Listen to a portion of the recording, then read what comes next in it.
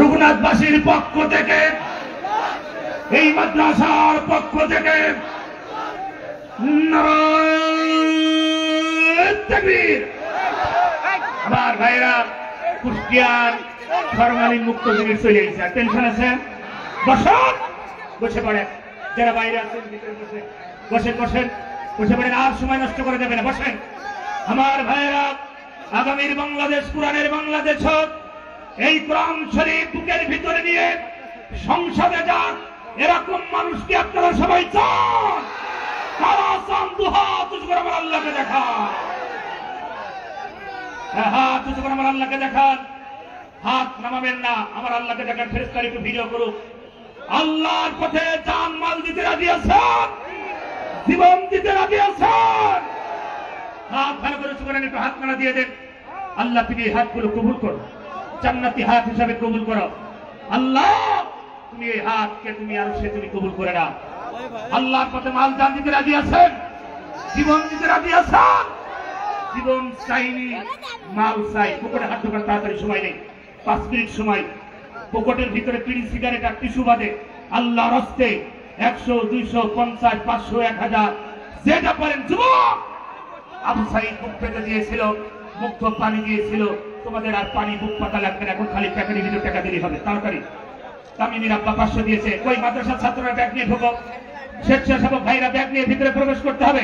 মা বোনেরা, আমার সম্মানিত মায়েরা, আপনাদের ভিতরে হাজার হাজার মা বোনেরা এসেছে। ওমা, স্বামী অসুস্থ, মারা গেছে, ছেলে মেয়ে অসুস্থ, নিয়ত করে দান করে। মাদ্রাসায় 100, 200, 50, 500 একটা হাঁস দান করতে পারে, মুরগি দান করতে পারে, ডিম দান করতে পারে, চাউল দান করতে পারে। ওমা, একটু ধরো তো। রঘুনাথপুরে হাফিজিয়া কওমি এবং নুরানি এবং হেফজখানা মাদ্রাসা, এই মাদ্রাসা 200, 300 বেশি মোটামুটি ছাত্র, এবং আগামীতে আরো ছাত্র হবে। মাদ্রাসার ছাত্র মানে জায়গা সংকলন হচ্ছে। আপনাদের সহযোগিতা। এই কেউ দাঁড়াবেন না, কেউ দাঁড়াবেন না ভাই। খালি যারা স্বেচ্ছাসেবক ভাইরা ব্যাগ নিয়ে ভিতরে প্রবেশ করেন, ব্যাগ নিয়ে ভিতরে প্রবেশ করেন, দ্রুত, সময় নেই। আমি ছেড়ে দেবো। হুজুর এসে বসে আছে। আমি আগামীকালকের মাহফিল রিয়াজুল জান্নাত, আগামীকালকে রাতে মাহফিল, ঝিনাইদহ শহরে প্রাণকেন্দ্র রিয়াজুল জান্নাতে মাহফিল। সবাইকে দাওয়াত দিয়ে দিচ্ছি ইনশাল্লাহ। বাইপাস রোড, আপনারা সবাই যাবেন। মুফতি আমির হামজা ইনশাল্লাহ থাকবেন ওখানে। সবাই ইনশাল্লাহ, সবাই টাকা দেন। হ্যাঁ ভাই, এখানে আমি ব্যাগ বলেছি বেশি বেশি, এখানে ফাঁকা কেন? এখানে ফাঁকা, ব্যাগ নিয়ে সবাই দেবেন। সবাই পকেটে হাত ঢুকে দেন। আপনার পকেটে যদি টাকা না থাকে, পাশের পকেটে হাত ঢুকে বের করে দেন। দুজনারই সব হবে। দ্রুত করেন, দ্রুত, টেনশন নেই। বেটা মাজিদুল ভাইয়ের মাম্মা সুস্থ, 2000 দিয়ে সাল্লাহ। আল্লাহ মাজিদুল ভাইয়ের আমাকে সুস্থ প্রদান করে রেখে দাও। আল্লাহ মাজিদুল ভাইয়ের মাকে কিয়ামতের ময়দানে মা ফাতেমার সঙ্গী বানাই দিব না। আমি পিঠু রঘুনাথপুর বাড়ি 5 বস্তা সিমেন্ট আল্লাহ কবুল করে জানে বলে বরকত দাও, দুনিয়াতে সম্মান দাও। কৌসার 1 মন ভুট্টা আল্লাহ কবুল করে, মন ভুট্টা বৃদ্ধি করে দাও। রঘুনাথপুর বাড়ি আল্লাহ কবুল করে জানে বলে সবাই দেবেন। যারা দাঁড়িয়ে আছেন তারাও দেন। 10টা 20টা টাকা মায়ের জন্য, বাবার জন্য। বাবা কবরে ঘুমিয়ে আছে, নেককার সন্তান হিসাবে আজকে 50টা টাকা দেওয়া যাবে না। মায়ের জন্য, বাবার জন্য একটু ডেকে রেখে দেন, সবাই ডেকে রেখে দেন। এই হাজার হাজার টাকা খরচ, লাখ লাখ টাকা এই মাদ্রাসায় টাকা থাকবে, আপনার টাকা দিতে যাবে না বাজার। আমি ঝিনাইদহবাসীর জন্য দোয়া করি। আজ রঘুনাথপুর এই হাফিজিয়া মাদ্রাসা ডাক্তার আলহাজ ডাক্তার রবিউল হাসান সাহেব, তার জন্য দোয়া করি। আমার বশির ভাই,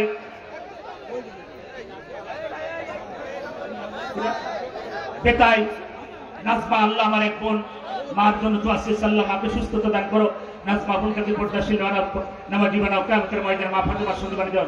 আল্লাহ গোপীনাথপুর বাড়ি আর একজন 500 টাকা আল্লাহ কবুল করে জানে বলে বরকত দাও, দুনিয়াতে সম্মান দাও। সবাই দ্রুত কালেকশন করেন। যারা দাঁড়িয়ে আছেন তারা পুকুরে হাত দেন। বাজার মোবাইল সাবধান আর টাকা সাবধান। প্রতিটা মাহফিলে যে ঝামেলা হচ্ছে, এখনো কিন্তু ওই হারাম করা সব চাই নাই, এখনো বাংলাদেশে আসছে, কথা ঠিক না? এখানে মোবাইল টাকা সাবধান, মোবাইল টাকা সাবধান, মোবাইল টাকার ভাই। কারণ প্রতিটা মাহফিলে টাকা মোবাইল চুরি হচ্ছে। সামাউল হরিকুর আল্লাহ 500 টাকা কবুল করে জানে বলে বরকত দাও, দুনিয়াতে সম্মান দাও। মজনু বেতাই 500 টাকা আল্লাহ কবুল করে জানে বলে বরকত দাও। তুতা, তুতার স্ত্রী, স্বামীর জন্য দোয়া আছে। আল্লাহ স্বামী যদি বেঁচে থাকে খাইতে মারা গেলে কবর জমা করো। আল্লাহ তোমার বান্দিকে কবুল করো কিয়ামতের ময়দানে মা খাদিজার সাথে। মিন্টু ভাই, বিষয়খালী মিন্টু ভাই, আল্লাহ 500 দিয়ে সালা কবুল করে জানে বলে বরকত দাও, দুনিয়াতে সম্মান দাও কিয়ামতের ময়দানে। গত 2 দিন আগে মারা গেছে হারুন নামে, ফারুখা আল্লাহ 500 দিয়ে সালা কবুল কর, তার কবরটা জান্নাত বানাই দাও। আমার ভাইরা দ্রুত করেন, আমি আর সময় নষ্ট করবো না। আমি দোয়া করি, দোয়া চাই। একজন নাম বলতে চাই না, গোপনে করছে। 1000 টাকা আল্লাহ তার জানে মানে বরকত দাও, তুমি এত সম্মান দাও, কালকের ময়দানে পরিবার সহ জান্নাত দিও। সবার জন্য দোয়া করে, আজকের এই মাহফিল সম্মানিত মা বোনদের জন্য দোয়া করে, আপনাদের জন্য দোয়া করে, আমি অতিথিবৃন্দ, বাংলাদেশ জামায়াত ইসলামের সম্মানিত ঝিনাইদহ জেলার আমি সম্মানিত আমির সভাপতি সাহেব মুফতি আমির হামজা, অতিথিবৃন্দ, আমার ভাই বড় ভাই ডক্টর হাবিবুর রহমান, আপনাদের এই জেলার যিনি ভাইস চেয়ারম্যান ছিলেন উপজেলার, তিনি তার জন্য দোয়া করেন। আমি মাদ্রাসার শিক্ষক ছাত্রদের জন্য দোয়া করে, আমার নিজের জন্য দোয়া আছে। আমি আমার আলোচনা শেষ করছি। যিনি আমাকে অত্যন্ত ভালোবাসে, আমার ডক্টর হাবিব ভাই এই ঝিনাইদহ আসলেন, এবং আমার হাজী আরজান আলী, ইনারা দুইজন পাগলের মতন আমাদেরকে ভালোবাসে, আলেমদেরকে ভালোবাসে কোরআনের জন্য। তাদের জন্য দোয়া করে,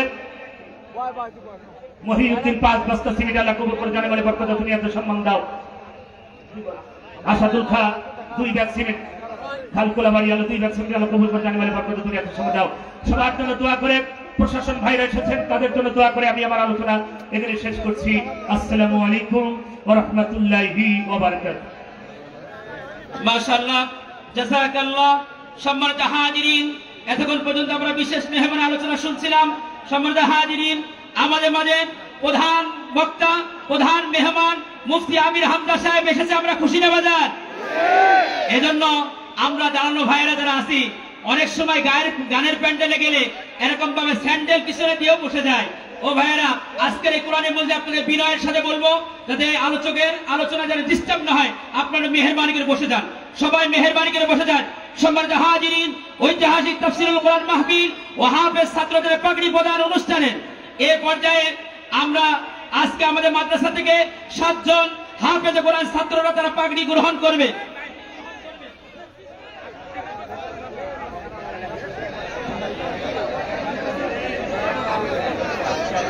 স্বেচ্ছাসেবকরা যারা প্যাকেটে আদায় করেছেন, যার যার প্যাকেট নাম্বার দিয়ে আছে, আপনার জায়গায় রাখেন। এখানে স্টেজে হুজুরদের কাছে নাম্বার দিয়ে জমা দেবেন। স্বেচ্ছাসেবক ভাইরা যারা আদায় করেছেন, আপনাদের প্যাকেট নাম্বার দিয়ে আমাদের হুজুরের কাছে আদায় দেবেন।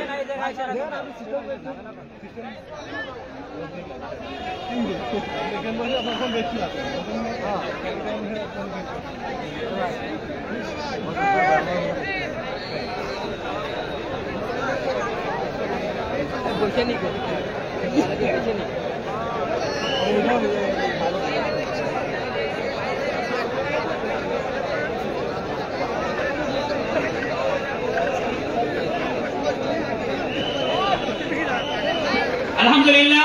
সম্মানিত হাজিরিন, আপনারা জানেন এই রঘুনাথপুর নুরানী হাফিজিয়া মডেল মাদ্রাসা অত্র এলাকার সার্বিক সহযোগিতায় পরিচালিত এই মাদ্রাসা 2015 সালে প্রতিষ্ঠা হওয়ার পর থেকে এই 25 সাল পর্যন্ত আলহামদুলিল্লাহ তারা হাফেজে কোরআনের এই কারিগর থেকে হাফেজে কোরআন তৈরি করছে।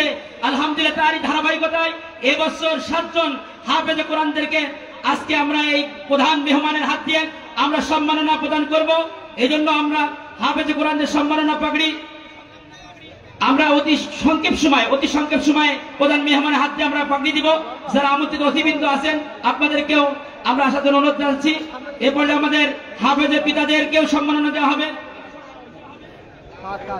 আলহামদুলিল্লাহ, 1 নম্বর হাফেজ মোহাম্মদ সাব্বির রহমান, পিতা মোহাম্মদ সাবদার মোল্লা, দুর্গাপুর গান্না ঝিনাইদহ সদর। 2 নম্বর এবং হাফেজের পিতাকেও সম্মাননা আলহামদুলিল্লাহ জায়নামাজ, টুপি, আতর এগুলো আলহামদুলিল্লাহ সম্মাননা হিসাবে দেওয়া হচ্ছে।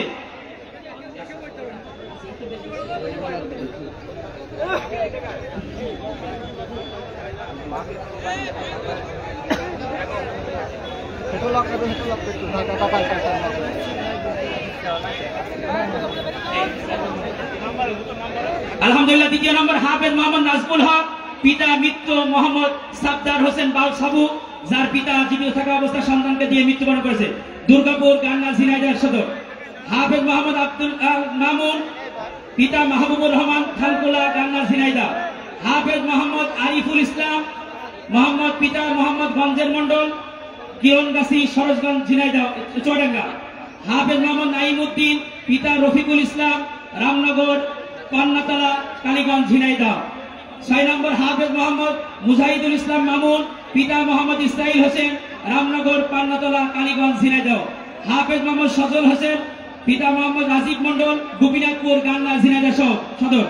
এই ছাত্রগুলোর ভিতরে সর্বশেষ পর্যন্ত যে বাড়িতে খেয়ে তারা মানুষ হয়েছে, তার মধ্যে একজন লজিংম্যানও রয়েছেন, যেটা হাফেজ নাইমুদ্দিন, যেই লজিংম্যান ছিলেন আমাদের জনাব মিজানুর রহমান ভাই। তিনাকে সেই ছাত্রকে খাওয়াই আলহামদুলিল্লাহ হাফেজ বানার সর্বশেষ, তাকেও আমরা আলহামদুলিল্লাহ সম্মাননা গ্রহণ করার জন্য অনুরোধ করছি। এবং হাফেজে পিতাদের সাথে হাফেজে পিতাদের যারা অভিভাবক ছিলেন, লজিংম্যান হিসেবে অভিভাবক ছিলেন, তাদেরকে সম্মাননা করা হচ্ছে। আলহামদুলিল্লাহ আজকে আমন্ত্রিত অতিথির বৃন্দ মধ্যে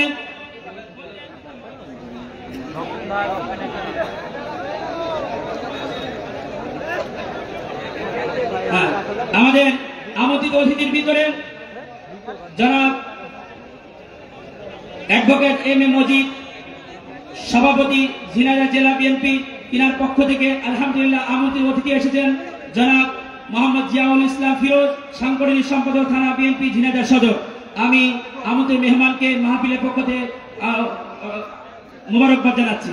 সম্মানিত হাজিরিন, প্রধান মেহমান উপস্থিত হয়ে গেছেন। এই পর্যায়ে আপনাদের মাঝে সংক্ষিপ্ত আকারে শুভেচ্ছা বক্তব্য নিয়ে আসছেন অতি সংক্ষেপে আমাদের ঝিনাইদহ জেলার বাংলাদেশ ইসলামী জামাতে ইসলামী সম্মানিত আমি জনাব আলী আজম মোহাম্মদ আবু বকর। আমি জনাবকে সংক্ষিপ্ত আকারে শুভেচ্ছা বক্তব্য দেওয়ার জন্য অনুরোধ করছি। আউযু বিল্লাহি মিনাশ শাইতানির রাজীম। বিসমিল্লাহির রহমানির রহিম। আলহামদুলিল্লাহ রাব্বিল আলামিন ওয়াস সালাতু ওয়াস সালামু আলা সাইয়্যিদিল মুরসালিন ওয়া আলা আলিহি ওয়া সাহবিহি আজমাইন, আম্মা বা'দ।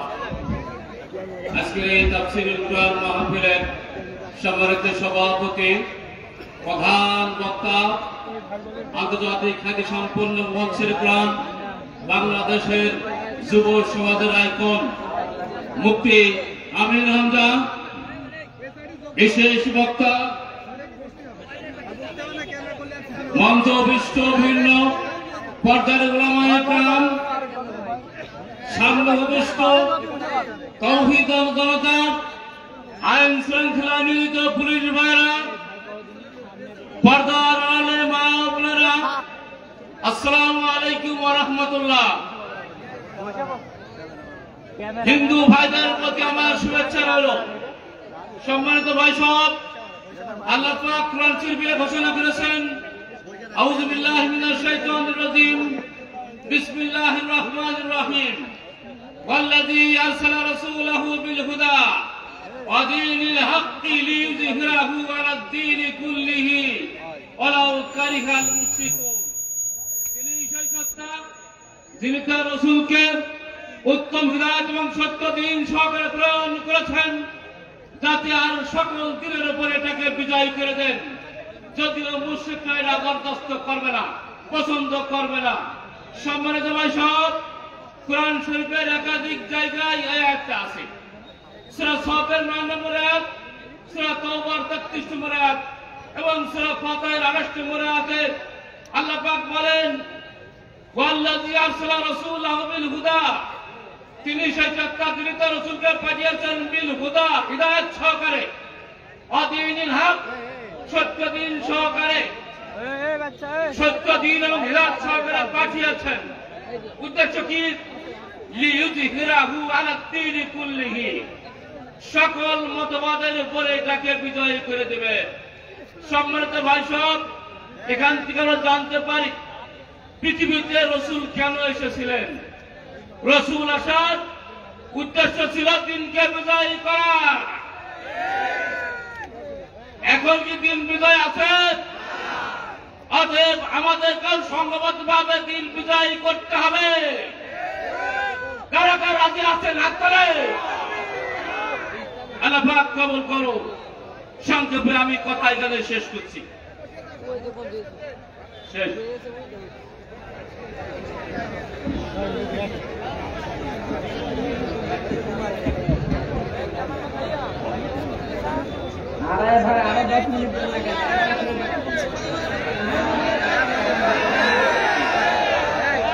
আলহামদুলিল্লাহ আমাদের মাঝে একেবারে 1 মিনিটে আমাদের শুভেচ্ছা জানাচ্ছে জনাব ফিরোজ আলম, সাংগঠনিক সম্পাদক জেলা সদর থানার বিএনপি। আউযু বিল্লাহি মিনাশ শাইতানির রাজিম। বিসমিল্লাহির রহমানির রহিম। গান্না আজকের এই ঐতিহাসিক তাফসীরের মাহফিলে উপস্থিত আমাদের এই অঞ্চলের কৃতি সন্তান, বাংলাদেশের দেশ বরণ্য তাফসীরবিদ, বিশিষ্ট আলেম হযরত মাওলানা মুফতি আমির হামজা, উপস্থিত এই অঞ্চলের বিভিন্ন পর্যায়ের সামাজিক রাজনৈতিক নেতৃবৃন্দ, আমার সামনে উপস্থিত গান্না এবং আশেপাশের এলাকা থেকে আগত মুসল্লি একরাম ভাইরা, সবাইকে জানাই ঝিনাইদহ জেলা বিএনপির সংগ্রামী সভাপতি জননেতা জনাব আলহাজ অ্যাডভোকেট মেমুজিদের পক্ষ থেকে শুভেচ্ছা এবং সালাম। আসসালামু আলাইকুম। প্রিয় উপস্থিতি, আজকে আপনারা গভীর আগ্রহ নিয়ে বসে আছেন আমির হামজার বক্তৃতা শোনার জন্য। আমিও ওনার একজন ভক্ত। আমি শুধু আপনাদের কাছে দৃঢ় কণ্ঠে বলতে চাই, আজকের এই মাহফিল করার জন্য কারোর অনুমতির প্রয়োজন হয়েছে? বাংলাদেশে ইতিপূর্বে তাফসীর মাহফিল করা যায় নাই। বাংলাদেশের আনাচে কানাচে প্রান্তরে স্কুল কলেজ মসজিদ মাদ্রাসায় কোথাও কোনো তাফসীর মাহফিল হতে পারে নাই, হতে দেওয়া হয় নাই। বাংলাদেশের আলেম সমাজ আজকে জাগ্রত হয়েছে কুরআনের আলোয়, হাদিসের আলোয়। ইনশাআল্লাহ আগামী দিন বাংলাদেশ চলবে। এই হোক আজকে তাফসীর মাহফিলের প্রত্যাশা। সবাইকে ধন্যবাদ। আসসালামু আলাইকুম। আসসালামু আলাইকুম ওয়া রাহমাতুল্লাহ। আওয়াজ ঠিক করেন।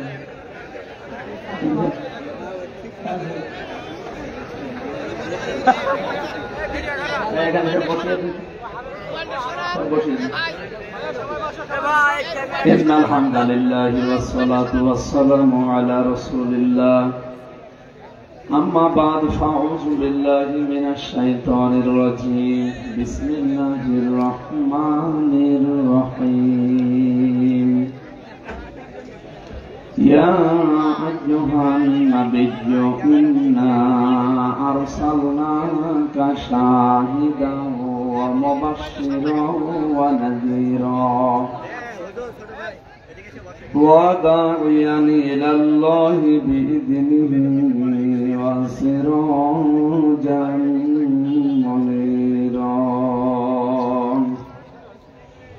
صدقت يا ربنا اللهم صل على محمد وآله وصحبه وبارك وسلم الحمد لله ঝিনাইদহ জেলার রঘুনাথপুর নুরানি মাদ্রাসা কর্তৃক আয়োজিত তাফসীরুল কোরআন মাহফিল স্বনামধন্য সভাপতি জনাব আলহাজ ডক্টর রবিউল হাসান, এতক্ষণ যারা আলোচনা রাখলেন ইসলামিক চিন্তাবিদ, শিক্ষাবিদ ডক্টর মাওলানা হাবিবুর রহমান, প্রতিবাদবিদ, মেডিকেল কলেজ হাসপাতাল ঢাকা। আলোচনা রাখলেন মাওলানা হোসাইন মাহফুজ চুয়াডাঙ্গা। নাম না জানা সম্মানিত ব্যক্তিবর্গ, সামনে বসা মুসলমান ভাইরা, পর্দার আড়ালের সম্মানিত মা এবং বোনেরা, প্রশাসনের ভাইরা, প্রাণ প্রিয় ঝিনাইদহবাসী, আল্লাহ দরবারে শুকরিয়া জানাচ্ছি যিনি আমাদেরকে কোরআন কারীমের জন্য এই দিনের বেলা হাজারো কাজ বাদ দিয়ে কোরআনের পেছনে সময় দেওয়ার সুযোগ দিলে আলহামদুলিল্লাহ। ওয়ালাকাদ কাররামনা বানি আদম, আল্লাহ বলেন আমি বনি আদম সন্তানকে সম্মান দিয়েছি। আল্লাহ এখানে বলেননি যে মুসলমানকে বা ঈমানদারকে আমি সম্মান দিয়েছি, না, মানুষ পদবাচ্য আমরা যারা বিবেচিত তারাই সম্মানিত।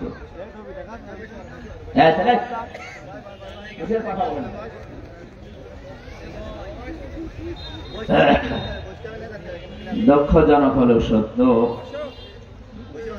মানুষের সম্মান নিয়ে সিনেমিরা খেলা হতো। আমরা যেন এটা সামনে আর না দেখি সেই ব্যবস্থা করে যাওয়া লাগবে। এটা ফেরেশতারা করে দেবে। সুতরাং মানুষের সম্মান নিয়ে আর সামনে যেন কেউ খেলা করতে না পারে। কোরআনে কারীমের সূরা নমলের 34 নম্বর আয়াতে আল্লাহ জানিয়েছে, পৃথিবীতে যখন জালেমরা শাসন করে তারা দুইটা কাজে হাত দেয়। ইন্নাল মুলুকা ইযা দাখালু ক্বরিয়াতান আফসাদুহা ওয়া জাআলু ইজ্জাতা আহলিহা আযিল্লা ওয়া কাযালিকা ইয়াফআলু। তাদের প্রথম কাজই হয় ওই দেশে বিশৃঙ্খলা তৈরি করা। আমরা এই 54 বছরে বহু বিশৃঙ্খলা দেখেছি, এখনো চলছে। বিশৃঙ্খল পরিবেশ যারা তৈরি করতে চায়, শৃঙ্খলা যারা ভঙ্গ করে, এদের কারণে হাজারো সৃষ্টি কষ্ট পায়। এই যে প্রশাসনের রাত দিন নেই শুধু এই বিশৃঙ্খলা থামাতে। আমরা যদি শান্ত হয়ে যাই, বিশৃঙ্খলা যদি তৈরি না হয়, ওয়ালা তুফসিদু ফিল আরদি বা'দা ইসলাহিহা, জমিনে শান্তি ফিরে আসার পরে আর কেউ অশান্তি তৈরি করবে না। এটা আল্লাহর নির্দেশ, নামাজের মতো একটা ফরজ, অথচ এই আদেশকে বারবার লঙ্ঘন করা হয়। এই 54 বছরে বহুবার এটা হয়েছে, বিশেষ করে রাষ্ট্রীয় ক্ষমতায় যারা থাকে তাদের কারণে। এখানে জালেমদের প্রথম কাজই হয় এটা, জমিনে বিশৃঙ্খলা তৈরি করে দেয়। এর মাধ্যমে তারা বিভিন্ন ফায়দা লয়। 2 নম্বরে ওই দেশে যারা সম্মানিত মানুষ তাদেরকে তারা অসম্মান করে। আমরা যে 15 বছর বেশি দেখলাম, সম্মানিত মানুষদেরকে তারা সবচেয়ে বেশি অপমান করেছি। আল্লাহ তাদেরকে পুরা উল্টিয়ে এখন অপমানের জায়গায় নিয়ে গেছে। এই জন্য আমাদের উচিত হবে সামনে যারা আসবে তারা যেন এই কাজগুলো না করে। মানুষ যারা আসে যে ধর্মের লোক হোক, মানুষ তো, আর তারপরও এই দেশে 96% আমরা মুসলমান। কত অন্য জাতি যারা আছে তারা আমাদের কাছে আমানত। এই জন্য মুসলমানের মাথায় বাড়ি দিলে আপনার না একটা গুনাহ হবে, কোন অমুসলিমের মাথায় যদি বাড়ি দেন আপনার ডবল গুনাহ হবে। একটা হচ্ছে জুলুমের গুনাহ আর একটা আমানতের খেয়ানতের গুনাহ। এই জন্য আমরা সাম্প্রদায়িক সম্প্রীতির যে দৃষ্টান্ত বাংলাদেশে আছে এটা যেন নষ্ট হয়ে না যায়। বহু চেষ্টা চলছে প্রতিবেশী দেশ সহ বিভিন্ন দেশ থেকে যে এই সম্পর্কটা কি করে নষ্ট করে এখানে নতুন নতুন বিষয়গুলো নিয়ে আসা যায়, কেউ যেন এটা নিয়ে আসতে না পারে। ওরা বহু চেষ্টা চালিয়েছে বিভিন্ন কায়দায়, একটাও সফল হয়নি। মানে এইটাই সামনে বাকি আছে, এটাও সফল হবে না ইনশাআল্লাহ। আমরা কোরআনে কারীম থেকে যে কথাগুলো তেলাওয়াত করেছি, কোরআনে কারীমের আয়াত সূরা আহজাব থেকে 2টা মাত্র আয়াত পড়লাম, 45, 46, 73টা আয়াত আছে, মাত্র 2টা পড়েছি। এই পৃথিবীর মহামানব যিনি মুহাম্মদুর রাসূলুল্লাহ সাল্লাল্লাহু আলাইহি ওয়াসাল্লামের 500-র উপরে গুণ আল্লাহ দিয়েছে এ পড়া কোরআনে। তার ভেতরে 5টা গুণ আছে এখানে। নবীদের গুণ দিয়েছেন আল্লাহ কতগুলো বলেন তো? 500-র উপরে। শুধু 3000 মুজিজায় কাকে দিয়েছিলেন? 3000 মুজিজার ভেতরে আমরা এখানে মাত্র 5টি আজকে আলোচনা করব ইনশাআল্লাহ।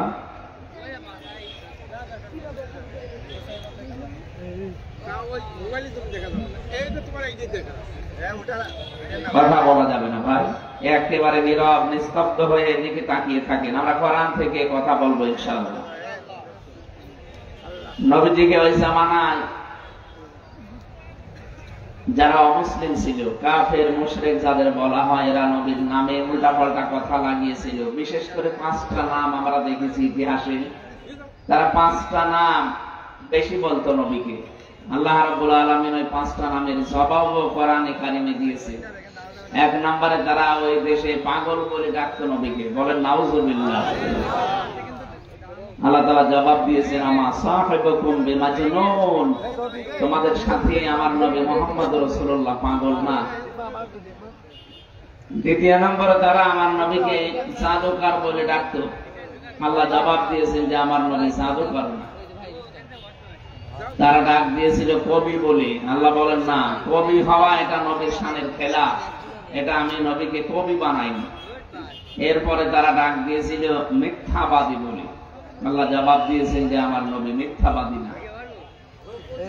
বিশ্ব নবীকে সর্বশেষ ওরা ডাক দিয়েছে এই পৃথিবীতে 1 নম্বরে আমরা জানলাম পাগল বলে ডাক দিত, কবি বলে ডাক দিত, এরপরে গণক বলে ডাক দিত। যে কয়টা নামে ডাক দিয়েছেন পরবর্তীতে প্রত্যেকটার জবাব আল্লাহ নিজে দিয়েছেন, নবীজির দেওয়া লাগে না। এর পরবর্তীতে আল্লাহ রাব্বুল আলামিন এই 2টা আয়াত নাযিল করে তার জীবনের গুরুত্বপূর্ণ 5টা গুণ বর্ণনা দিয়েছে। আমাদের উচিত হবে আমাদের নবীর এই 5টা গুণকে আমরা সামনে রেখে বাকি জীবনকে চালানোর চেষ্টা করা।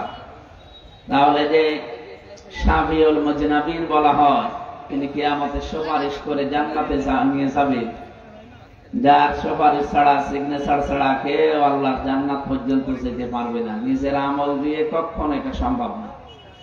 এজন্য আমাদের উচিত হবে নবীকে সামনে রাখা। তেলাওয়াতকৃত আয়াত থেকে আমরা এবার শুনতে চাচ্ছি আল্লাহ কি কি গুণ তাকে দিয়েছিলেন। আল্লাহ রাব্বুল আলামিন বলেন, ইয়া আইয়ুহান নাবিয়্যু ইন্না আরসালনাকা শাহিদাও ওয়া মুবাশশিরাও ওয়া নাযীরা। আল্লাহ ডাক দিয়েছেন, হে নবী, অবশ্যই আমি আপনাকে পাঠিয়েছি সাক্ষীদাতা, সুসংবাদদাতা, সতর্ককারী। ওয়াদাইয়ান ইলাল্লাহি বিইযনিহি ওয়া সিরাজাম মুনীরা। 4 নম্বরে আপনাকে আমি আমার আদেশ ক্রমে আমার দিকে ডাকার জন্য পাঠিয়েছি। আপনি ডাকবেন শুধুমাত্র আমি আল্লাহর দিকে। 5 নম্বরে আপনাকে আমি পাঠালাম এই জমিনের ভেতরে উজ্জ্বল প্রদীপ রূপে। এই 5টা গুণ এই 2 আয়াতের ভেতরে আল্লাহ দিয়েছে। এবার আমরা তাফসীর আকারে কথা বলার চেষ্টা চালাচ্ছি ইনশাআল্লাহ। নবীজি ইন্তেকালের আগে জানিয়েছিলেন, আনা খাতামান নাবিয়্যিনা লা নাবিয়্যা বাদি, আমি শেষ নবী, আমার পরে আর কোন নবী রাসূল দুনিয়াতে আর আসবে না। এই এদিকে তাকান, খেয়াল করে শুনবেন। আদম নবী থেকে শুরু করে হযরত ঈসা আলাইহিস সালাম পর্যন্ত যত নবী রাসূল আল্লাহ পাঠিয়েছিলেন, প্রত্যেকটি নবীর সিস্টেম ছিল কুল্লামা হালাকা নাবিয়্যুন খালাফাহু আখার, একজন চলে গেলে ওই জায়গাটায় আরেকজন স্থলাভিষিক্ত হতো। যেহেতু ঈসা নবীর পরে মুহাম্মদুর রাসূলুল্লাহ এসেছে, তিনি যখন জানিয়ে দিলেন যে আমি শেষ নবী, আমার পরে কোন নবী আর রাসূল আসবে না, তাহলে উম্মতের এই দায়িত্ব তো আগে নবীরা নিত। এই বিশাল উম্মতকে সামাল দেবে কে? আমরা জানি পৃথিবীর অন্যান্য নবীদের এরিয়া ছিল ছোট, কেউ একটা গোত্রের জন্য, কেউ একটা পাড়ার জন্য, কেউ একটা দেশের জন্য। আর আমাদের নবী মুহাম্মদুর রাসূলুল্লাহকে আল্লাহ তামাম দুনিয়ার জন্য পাঠিয়েছেন। সুবহানাল্লাহ। আল্লাহ রাব্বুল আলামিন বলেন, লিতুনযিরা উম্মাল কুরা ওয়া মান হাওলাহা, যেন আপনি এই মক্কা এবং এর আশপাশে যারা আছে তাদেরকে সতর্ক করতে পারেন। বলিয়া আইয়ুহান নাস ইন্নী রাসূলুল্লাহি ইলাইকুম জামিআ, হে নবী, আমি তামাম দুনিয়ার সব মানুষের জন্য আপনাকে রাসূল করে পাঠিয়েছি। এই আয়াতগুলো দিয়ে প্রমাণ হয় তিনি শুধু একটা এলাকার জন্য, মক্কার জন্য, মদিনার জন্য না, পৃথিবীর এরিয়া যত দূর আছে, আল্লাহর সৃষ্টি যত জায়গায় আছে, সব জায়গার জন্য তিনি নবী এবং রাসূল হয়ে আমাদের কাছে এসেছে। যেহেতু তারপরে আর কেউ আসবে না, এই কথার ভেতরে একটা প্রশ্ন আসে না যে তাহলে উম্মতের দায়িত্ব নেবে কে? অন্যান্য নবীরা বনী ইসরাইলে যারা এসেছিল, একজন বিদায় নিলে আরেকজন আসতো, তার দায়িত্ব সে বুঝে নিয়ে উম্মতকে গাইডলাইন দিত। এখন যেহেতু নেই আর ওনার পরে কেউ আসবেও না, অন্যান্য নবীদের ছেলেরা নবী হতো, আর নবীজির যতগুলো ছেলে ছিল আল্লাহ ছোটকালে সব বিদায় দিয়েছেন। এই জন্য আল্লাহর ঘোষণা, মা কানা মুহাম্মাদুন আবা আহাদিম মির রিজালিকুম, মুহাম্মদ সাল্লাল্লাহু আলাইহি সাল্লাম তোমাদের ভেতরে কোনো অ্যাডাল্ট পুরুষের বাবা না। আল্লাহ কিন্তু এখানে রেজাল দিয়েছেন, সিবিয়ান দেননি। সিবিয়ান মানে ছোট মানুষ, বাচ্চা, শিশু যারা। রেজাল মানে যারা বয়স্ক, অ্যাডাল্ট বলা হয় যাদেরকে। আল্লাহ রাব্বুল আলামিন জানিয়েছেন এখানে আমি সিবিয়ান না দিয়ে রেজাল দিয়েছি, কারণ নবীজির একটা ছেলেও অ্যাডাল্ট হয়নি, সবগুলো ছোটবেলায় মারা গেছে। আমি তাদেরকে দুনিয়া থেকে বিদায় দিয়েছি। পরবর্তীতে এমন আবেগওয়ালা উম্মত আসবে, তারা আবার এই কথা বলতে পারতো যে নবীর ছেলে যেহেতু অন্যান্য নবী হয়েছে, ইব্রাহিম নবীর ছেলে ইসমাইল নবী হয়েছে, ইয়াকুব নবীর ছেলে হযরত ইউসুফ নবী হয়েছে, দাউদ নবীর ছেলে সুলাইমান নবী হয়েছে, তাহলে শ্রেষ্ঠ নবী মুহাম্মদুর রাসূলুল্লাহ তার ছেলেও নবী হবে। এই জন্য তারা নবী বানিয়ে ফেলতো। এই কারণে আমি আল্লাহ ছোটবেলায় তাদেরকে বিদায় দিয়েছি। দেখেন শিক্ষাটা কি, এই জায়গাটা যে ফাঁকা হয়ে গেল, বিশাল গ্যাপ, এ সামাল দেবে কে? অন্যান্য জামানায় আমরা দেখতাম এক নবী চলে গেলে আর এক নবী মাত্র একজন আল্লাহ পাঠাতেন, কিন্তু আমাদের নবী বিদায় নেওয়ার পরে তো একজন দিয়ে হবে না। কারণ এটা গ্রামের জন্য না, এলাকার জন্য না, একটা জেলার জন্য না, দেশের জন্য না, তামাম পৃথিবীর জন্য। রব্বুল আলামিন বলেন, এই জন্য আমার নবী ইন্তেকালের পরে লক্ষ লক্ষ নবীর ওয়ারিস আমি আল্লাহ তৈরি করে দিয়েছি, যেটাকে আমরা আলেম বলি।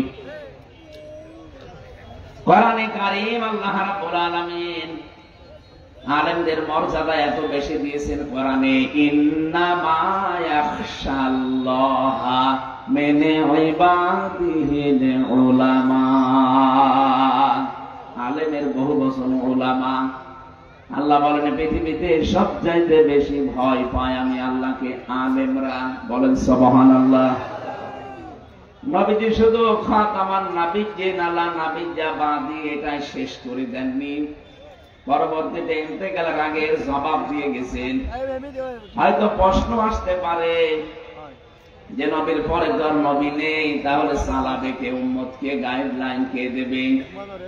আল্লাহ পাক বলেন বনি ইসরাইলে একজন নবী বিদায় নিয়েছে, আর একজন পাঠিয়েছে এলাকা ঠিক করার জন্য, তামাম দুনিয়া ঠিক করার জন্য তো একজন দিনে হবে না। এখানে লক্ষ লক্ষ নবী একবারে পাঠানো তো আমার দ্বারা যদিও সম্ভব, কিন্তু এটা তো কেমন হয়ে যায়। এজন্য নবীর স্থলাভিষিক্ত হিসাবে নায়েবে রাসূল লক্ষ লক্ষ তৈরি করে দিয়েছি। আল উলামা ওয়ারাসাতুল আম্বিয়া, নবীজি বলেন আলেম যারা এরা নবীর ওয়ারিস। নবীজি এই পৃথিবীতে এলেম রেখে গেছেন, কোন ধন সম্পদ মাল সম্পদ এগুলো রাখেননি। সুতরাং এলেম যারা পেয়েছে এই মানুষগুলো নবীর ওয়ারিস, উত্তরাধিকারী, নায়েবে রাসূল, স্থলাভিষিক্ত, ওই জায়গা পূরণকারী। এবার আমার প্রশ্ন হচ্ছে, এটা আমরা যারা এতদিন পর্যন্ত বর্ণনা শুনি বা করি, মনে করি আলেমদের সম্মান নবীজি বাড়িয়ে দিয়েছেন। না, এটা শুধু আলেমদের সম্মান মর্যাদার জন্য না, এই হাদিসের ভেতরে গুরুত্বপূর্ণ দায়িত্ব নবী দিয়েছেন আলেমদের। নবীজি বলেন আল উলামা ওয়ারাসাতুল আম্বিয়া, উলামারা আলেমরা হচ্ছে নবীর ওয়ারিস। বিশ্ব নবীর যে বিশাল দায়িত্ব, ওই দায়িত্ব যে আলেম বুঝে নিতে পারবে, পালন করবে, সেইটাই নবীর ওয়ারিস। এবার আমাদের প্রশ্ন, নবীকে আল্লাহ কি আমানত দিয়েছিলেন? এই যে আজকের যে তেলাওয়াতকৃত আয়াত, এই সূরা আহজাবের 62 থেকে 72 নম্বর আয়াতে আছে আমানতের কথাটা। ইন্না আরাবনাল আমানাতা আলাস সামাওয়াতি ওয়াল আরদি ওয়াল জিবাল ফাআবাইনা ইয়াহমিলনাহা ওয়া আশফাকনা মিনহা ওয়া হামালাহাল ইনসান। ইলা আখিরি আয়াত। আল্লাহ পাক বলেন অবশ্যই আমার যে আমানত, তার মানে কোরআন শরীফ। এখানে আমানতের ব্যাখ্যায় বাংলায় কোরআন লেখা আছে। এই আমানতটা আমি আল্লাহ আসমানের কাছে রাখতে চেয়েছিলাম, জমিনের কাছে রাখতে চেয়েছিলাম, পাহাড়ের কাছে রাখতে চেয়েছিলাম। ফাবাইনা, তারা অস্বীকার করেছে। আইয়াহমিলনাহা, এর বহনে তারা রাজি হয়নি। ওয়াশফাকনা, শুধু বহন করতে রাজি না, এতটুকুই না। ওয়াশফাকনা মিনহা, তারা এখান থেকে অব্যাহতি চেয়েছে। তারা বলেছে না, এই বিশাল দায়িত্ব আমাদের দ্বারা সম্ভব না। ওয়া হামালাহাল ইনসান, শেষ পর্যন্ত মানুষ এটাকে বহন করার দায়িত্ব নিয়েছে। যার উপরে আল্লাহ এটা দিয়েছিলেন তিনি একজন মানুষ ছিলেন, তার নাম মুহাম্মাদুর রাসূলুল্লাহ। তিনি যেহেতু নেই, কিয়ামত পর্যন্ত এই দায়িত্বটা সত্যি নবীর মতো যারা পালন করতে পারবে, তারাই নবীর সত্যিকারের অনুসারী, উত্তরাধিকারী। আজ আলেম নিয়ে কত মানুষ আমরা নামের আগে লিখলেই মনে করে আলেম হয়ে গেছি। না, এটা একটা দায়িত্ব, বিশাল দায়িত্ব। পাহাড় নিতে পারে নাই, আসমান জমিন কেউ রাজি হয়নি যেটা নিতে, সেটা আমাদের মধ্যে দুর্বল মানুষ আমরা নিয়েছি। খলিকাল ইনসানু দাঈফা, এই পৃথিবীতে যত সৃষ্টি আছে আমি মানুষকে একেবারেই দুর্বল করে বানালাম। এত দুর্বল দেহ, এত দুর্বল মন আমাদের, এরপরও এত বড় একটা আমানত আমরা নিয়েছি। সুতরাং আমরা আলেম যারা আসলে হাদিসটা ফজিলতের জন্য না নিয়ে দায়িত্বের জন্য যদি দেশে আমরা নিতে পারতাম, আমার মনে হয় ওলামায়ে সোজ এটা তৈরি হতো না। এই কথা বলেন না কেন? ওলামায়ে সোজ এটা ভণ্ড আলেম, বাতিল আলেম যাদেরকে বলা হয়, এগুলোর জন্য ইসলাম আজ দেশে পিছিয়ে আছে। দেখতে মনে হয় সত্যিই নামের আগে আলেম লিখলে চেহারা সুরতে আসমান থেকে মনে হয় এসেছে বিশাল আলেম। যে দায়িত্ব দিয়ে তাকে আল্লাহ পাঠিয়েছেন ওই দায়িত্ব পালন করতে চায় না, বলে দিনকাল ভালো না পরে। আরে ভাই বলেন তো, ১৫০০ বছর আগে কে দিনকাল ভালো ছিল? এ দায়িত্বটা যে যখন পেয়েছে সঙ্গে সঙ্গে সে পরিবর্তন হয়ে গেছে। হযরত ওমর রাদিয়াল্লাহু তাআলা আনহুর জীবনী সারা জীবন শুনেছি, অথচ তিনি যেই দিন এই দায়িত্বটা একটু শুনেছিলেন, তাহা মানজালনা আলাইকাল কুরআনা লিতাশকা, শুধু শোনার পরেই বলেছেন, হে নবী এটাকে সত্য না মিথ্যা? বিশ্ব নবী বলেন এটা সত্য বাণী। তিনি বলেন সত্য জিনিস গোপনে আর থাকবে না। আপনি আমাকে অনুমতি দিয়ে কোরআনের পক্ষে আমি একটু স্লোগান দিয়ে আসি। এর ভেতরে আছে ওয়াকাব্বিরহু তাকবীরা, তোমরা তাকবীর দাও কার নামে? আরো জোরে বলেন আর একবার। ৯৬% মুসলমানের এই দেশে জাতীয় স্লোগান এইটা হওয়া দরকার। কোন জয় বাংলা রাম বাংলা না, এই দেশে তাকবীর হওয়া লাগবে, স্লোগান হওয়া লাগবে জাতীয় ভাবে, লিল্লাহি তাকবীর। এটা আমরা চাই না? বিপ্লব কুমার সরকার, এই যে প্রশাসন বসে আছে, ওনাদের স্যার ছিল যুগ্ম কমিশনার। এই লোকটা এই বাংলাদেশের বুকে দাঁড়িয়ে ৯৬% মুসলমান আমরা বাস করি, সে দাঁড়িয়ে বলেছে যে লিল্লাহি তাকবীর, আল্লাহু আকবার, এটা জামাত ইসলামের স্লোগান। আরে ভাই, আমরা যারা জামাত ইসলাম করি মনে করেন আমাদের মনে নাই দুঃখ লেগেছে। আপনার মনে দুঃখ লাগার কথা না? আপনি আল্লাহর বান্দা দাবি করেন না? এটা তো শুধু দুনিয়ার বিষয় না, লিল্লাহি তাকবীর, আল্লাহু আকবার মরণের পরও কাজে লাগবে আপনার। সুতরাং এইটা যেহেতু ওরা মুসলমানদের মনে করে যে এটা মুসলমানদের স্লোগান, মুসলমানরা দেবে না, এদেশে ৯৬% যেহেতু আমরা মুসলমান আছি, দল আমাদের আলাদা থাকতে পারে। কথা বলছেন না কেন? এটা আমরা চাই জাতীয় স্লোগান হিসাবে এদেশে স্বীকৃতি পাক, কারণ এটা বললে হার্টের রোগ ভালো হয়। জয় বাংলা বললেও তো হার্টের রোগ ভালো হয়। সুতরাং আজকে থেকে এটা দাবি করা যায় না যে আমরা এখন স্লোগান দিলে জল করেন যে দল, কিন্তু এই স্লোগান দেবেন লিল্লাহি তাকবীর। এটা শুধু জামাত ইসলামের লোকজন নিয়ে যাবে কোন কারণে? আপনি মুসলমান না? আপনি কি কথা বোঝেন নাকি আন্দাজে চিল্লা? সবার স্লোগান যারা মুসলিম তাদের এইটা হওয়া লাগবে, আর এটা আমাদের এই দেশে জাতীয় ভাবে যেন কায়েম হয়। বলেন তো লিল্লাহি তাকবীর। হযরত ওমর শুধু বের হলেন, ৪০ জন মানুষ মাত্র মুসলমান হয়েছিল ওই সময়, তার সাথে সাথে যাচ্ছিল কাফের মুশরিকরা। চিন্তা করছে কাবার চত্বরে মক্কা নগরীতে কে তাকবীর দেয় আল্লাহর নামে। জানালা থেকে দরজা দিয়ে মুখ বের করে দেখে হযরত ওমর মিছিলের সামনে। তাড়াতাড়ি জানালা বন্ধ করে বলছে দরকার নেই, ওর সামনে গেলে মাথা থাকবে না। আমার তো মনে হচ্ছে এই দেশের ৬৩০টা থানা আছে, প্রতিটি থানায় যদি এরকম একজন করে ওমর এখন তৈরি হয়ে যায়, এদেশে আর কোনো বাতিল দাঁড়াতেই পারবে না। তারা কোরআন শোনার পরে ওপেন হয়ে গেছে, সঙ্গে সঙ্গে দায়িত্ব বুঝে নিয়েছে এটা আমানত। আর আমরা বলে হুজুর দিনকাল ভালো না, গোপনে আসি। হযরত ইবনে মাসউদ রাদিয়াল্লাহু তাআলা আনহু বলেন, যখন সূরা রহমান নাযিল হচ্ছিল তখন আমি ছিলাম নবীজির কাছে বসা। সূরা রহমানটা নাযিল হওয়ার পরে নবীজি আমাকে শোনালেন। তেলাওয়াত শোনার পরে আমার মনের পরিবর্তন হয়ে গেছে, আমি মুখস্থ করে ফেলেছি। ডাক দিয়ে বললাম, হে নবী আমি একটু পড়ি। নবীজি বললেন, এখন না, পরে। নিজ এলাকায় ফিরে যাও, নিজের গোত্রের কাছে যাও, তখন তাদেরকে দাওয়াত দেওয়ার পরে যখন ফিরে আসবে ওই সময় বলবা।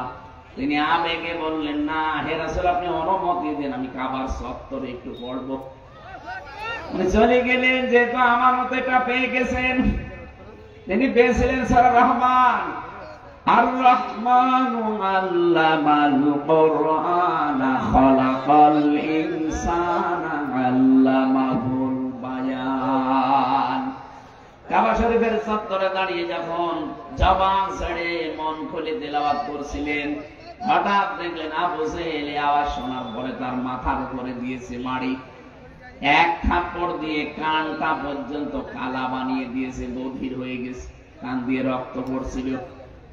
চলে গেলেন নবীজির কাছে, ডাক দিয়ে বলে, হে রাসূল আবেগ দিয়ে পড়তেছে, দেখেন আমার অবস্থা, আমি এক কানে আর শুনতেই পারি না, রক্ত বের হচ্ছে এক থাপ্পড়ে।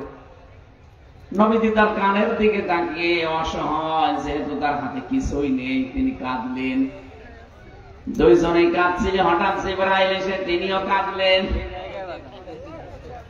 পরবর্তীতে আল্লাহ পাক এই আমানতের সাথে খারাপ ব্যবহারের কারণে আল্লাহ নিজে প্রতিশোধ নিয়েছেন। ইন্না নাহনু নাযালনা যিকরা ওয়া ইন্না লাহু লাহাফিজুন। রব্বুল আলামিন বলেন, এটা আমি নাযিল করেছি, এই জিকিরে আমানত, এটা আমি নিজে হেফাজত করব।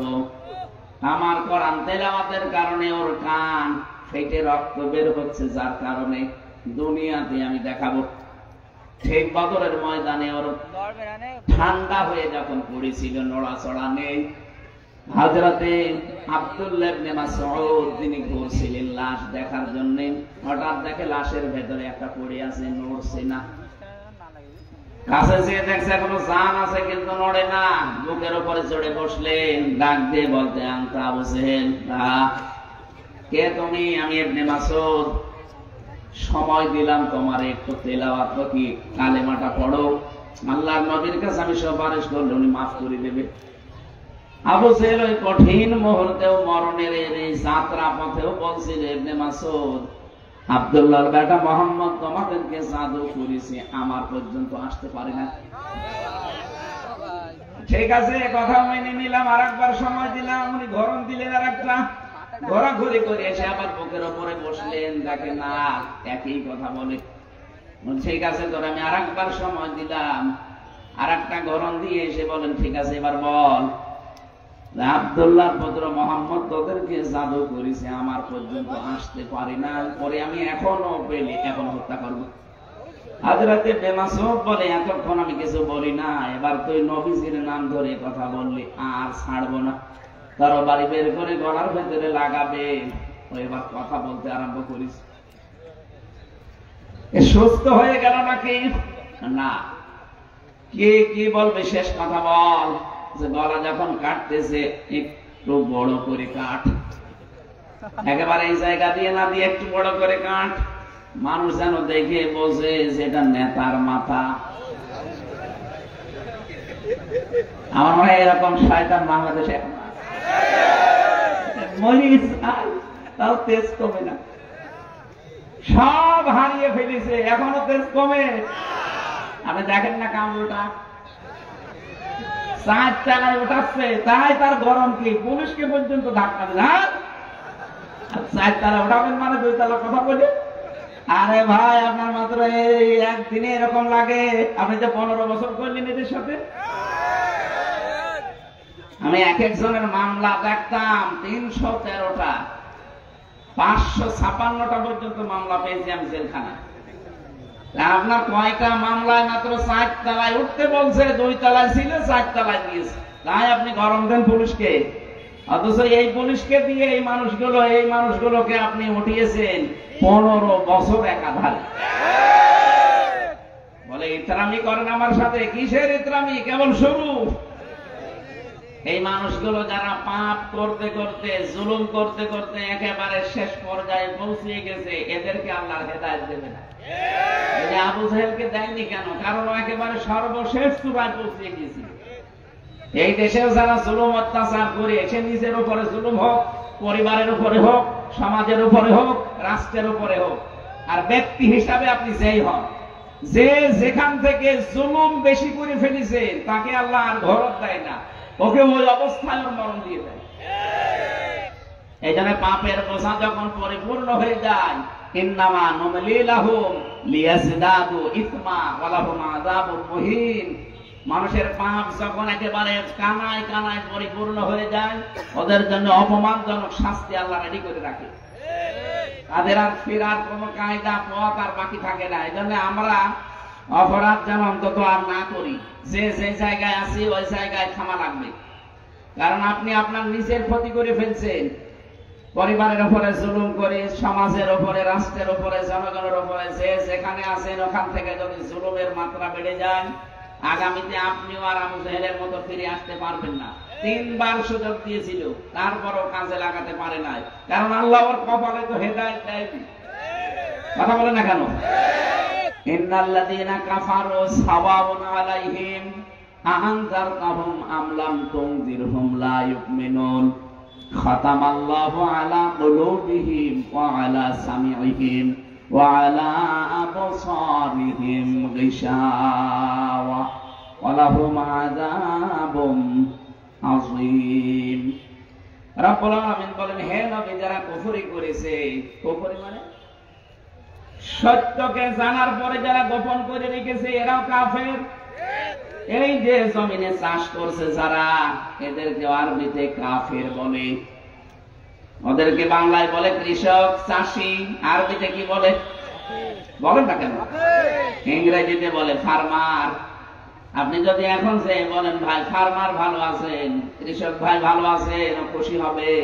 পরে যদি এখন যে বলে নাই কাফের, অথচ আরবিতে তো ওইটাই বলে। ওরে কাফের বলে কেন? ওই যে বীজগুলো মাটির নিচে সব ঢেকে দিচ্ছে। যারা বীজকে মাটির নিচে ঢেকে দেয়, এদেরকে যেহেতু কাফের বলে। পৃথিবীর সত্যকে যারা ঢেকে রাখে, গোপন করে রাখে, এরাও এক প্রকার। বলেন, ইন্নাল্লাযীনা কাফারু, কাফেরদের জন্য সমান হবে। সাওয়াউন আলাইহিম আ'আনযারতাহুম আম লাম তুনযিরহুম লা ইউমিনুন, আপনি তাদের সতর্ক করেন আর না করেন, তারা ঈমান আনবে না। কেন ঈমান আনবে না? খাতামাল্লাহু আলা কুলুবিহিম, আল্লাহ নিজে তাদের অন্তরের উপরে মোহর লাগিয়ে দিয়েছেন। তাদের কানের উপরে আল্লাহ পর্দা দিয়েছেন, চোখের উপরে আল্লাহ পর্দা দিয়েছেন। কোনো কিছুই আপনার আর কাজ হবে না, যতই আপনি তাদেরকে বোঝান না কেন। আমরা আবার ওই পর্যায়ে চলে গেলে আমাদের কপালও কিন্তু খারাপই আছে। কথা বলে ঠিক কিনা? এখানে আমি সাবধান করছি। নবীজির প্রথম কথাই ছিল, ইয়া আইয়ুহান নাবিয়্যু ইন্না আরসালনাকা শাহিদাও ওয়া মুবাশশিরাও ওয়া নাযীরা, হে নবী, আপনাকে আমি সাক্ষী দাতা হিসাবে পাঠিয়েছি। আমি যে কথাটা তুলেছিলাম ওইটা একটু শেষ করি। হযরতে আব্দুল্লাহ বিন মাসউদ বড় করে গলাটা কাটলেন, চিন্তা করলেন নবীজির কাছে নিয়ে যাই, খুশি হবে, আমার জন্য দোয়া করবে। মাথার চুল সেন্ডে মার্কা চুল ছিল, বড় বড় চুল ধরলেন, দেখে না মাথা তোলা যায় না। কি গো, এত ভার কেন? হযরত ইবনে মাসউদ বলেন, ওই হাত দিয়ে মাথার চুল ধরে তুলতে গেলাম, আমি নিজে উঁচা হয়ে যাই, মাথা উঁচা হয় না। কাছে যে তরবারি ছিল ওটা দিয়ে কান ছিদ্র করলাম, রশি ছিল কাছে, রশি ঢুকিয়ে টাইট করে বাঁধলাম, আর এক মাথা ধরে টান দিলাম, দেখি না নড়ে না। কি হয়েছে মাথার ভেতরে? মাথার ভেতরে কানের ভেতরে রশি ভরে দিয়ে টান দেয়, এরপরও কেস নিতে চাই না।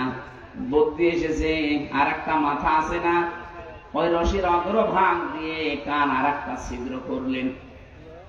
রব্বুল আলামিন তাকে দেখাতে যেন চেয়েছেন, ইবনে মাসউদ, এই লোকটা কোরআনে কারীমের সে আমানত তুমি পেয়েছিলে, ওটা শুধু তেলাওয়াত করার কারণে তোমার এক কান থাপ্পড় দিয়ে কালা বানিয়ে দিয়েছিল, নষ্ট করে দিয়েছিল।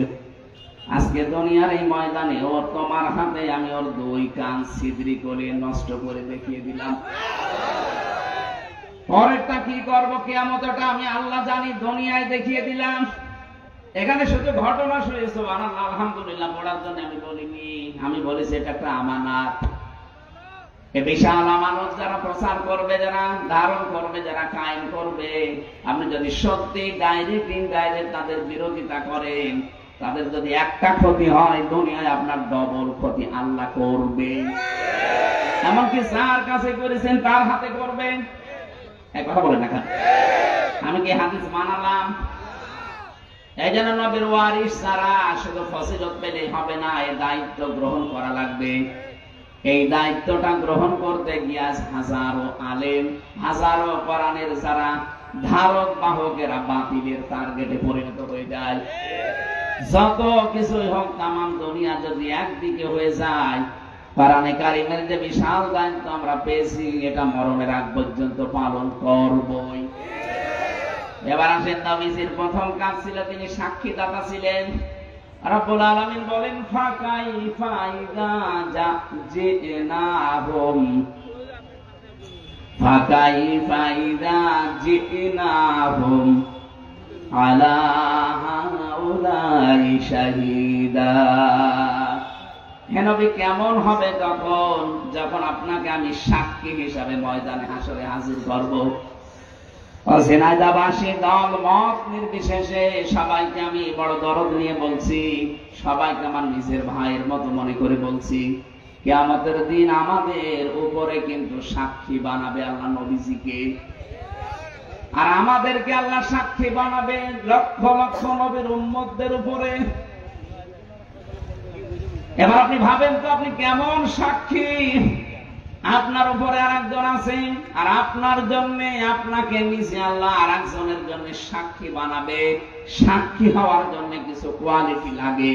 সাক্ষীর এক নাম্বার কোয়ালিটি, সাক্ষী সত্যবাদী হওয়া লাগবে। কথা বুঝতেছে? যারা সাক্ষী দেয় দেখবেন কোর্টে কোরআন শরীফ বুকের ভেতরে নেয়, অথবা বাংলাদেশের সংবিধান বুকের ভিতরে নেয়, এটা হাতে নিয়ে ধর্মীয় গ্রন্থ নিয়ে বলে, যাহা বলিব সত্য বলিব, সত্য বয় মিথ্যা বলিব না। এ কথা বলে না? সাক্ষীর প্রথম কোয়ালিটি এটা হওয়া লাগবে যে সে সত্যবাদী হবে। বাংলার মুসলমানের আপনি নিজের দিকে তাকিয়ে বলেন তো, আপনি কতটুকু সত্যবাদী? আপনি কতটুকু সত্যের উপরে আছেন? আপনাকে তো আল্লাহ অন্যান্য নবীর উপরে, উম্মতের উপরে সাক্ষী বানাবে। সর্বপ্রথম আল্লাহ কিয়ামতে বিচার আরম্ভ করবে হযরত নূহ আলাইহিস সালামের উম্মতদেরকে নিয়ে।